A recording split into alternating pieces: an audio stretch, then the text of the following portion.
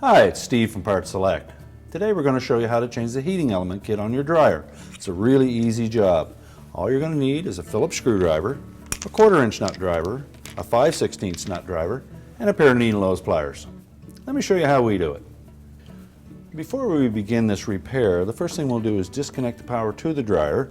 If your dryer has a cord on it, simply remove it from the receptacle. If it's a hardwired dryer, you'll need to locate the breaker panel or the fuse panel and disconnect the power at that source.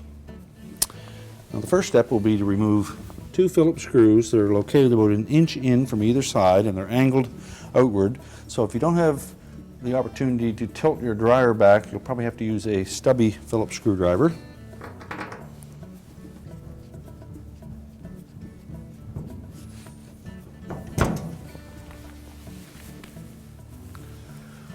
Once you remove the screws, we'll tilt the front panel forward at the bottom and then let it disengage the 2 spring clips at the top.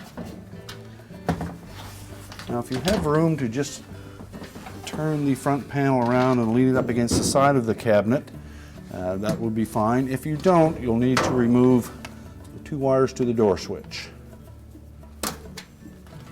Slide those terminals off and disengage the harness from the harness clip, and then we'll set that front panel aside. Now with the front panel removed, we have access to the heater housing. It's held in place with a single 1/4" screw down through the front, and then another one on the tab at the rear, just a little bit to the right. So we'll remove both of those screws.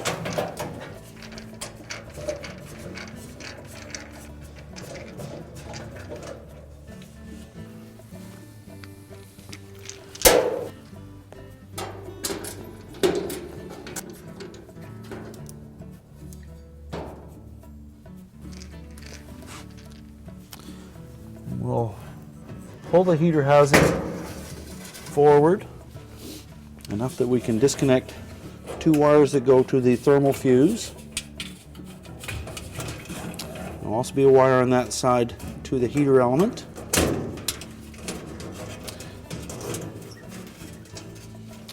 And there'll be a short jumper wire from the high limit thermostat to the other heater terminal. We'll pull those off. And we'll remove the high limit thermostat. It has 2 1/4" hex head screws that hold it to the housing.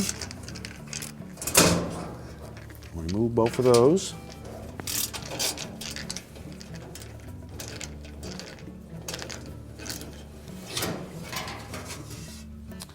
And we can remove the element and discard it.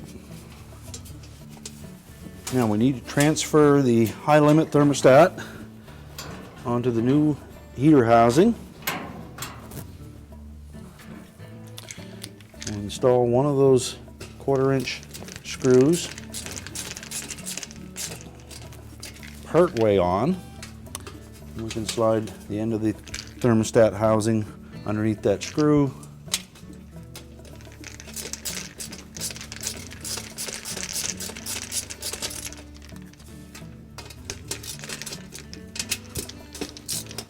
Tighten them both.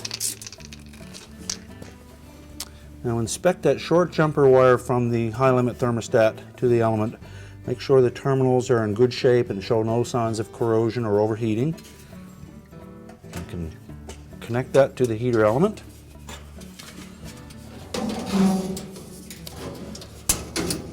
On the opposite side, we'll do the same thing. We'll check the terminal, make sure it's in good shape, and make sure it fits snugly on the terminal.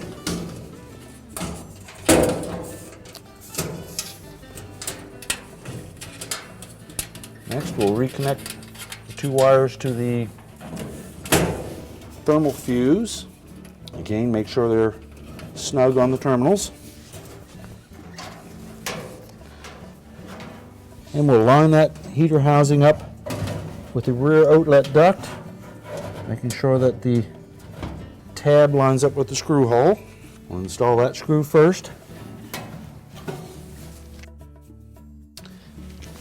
Now we'll line up the front tab and secure that to the base.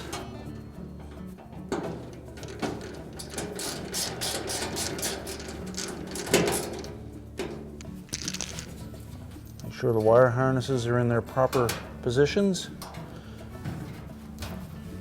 And we're ready to put the front panel back on. First, we'll reconnect the wires to the door switch. Make sure the terminals fit snugly on the switch. Place the wire harness in the clip. We'll line the front panel up with the cabinet, tilted out at the bottom, and we want to engage those two clips on the front edge of the main top.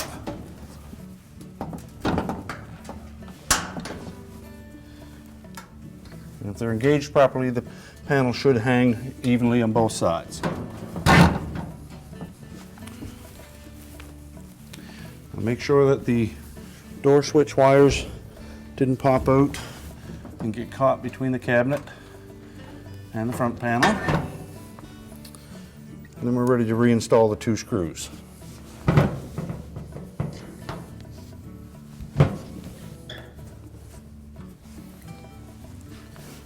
Now we're ready to reconnect the power, and our repair is complete.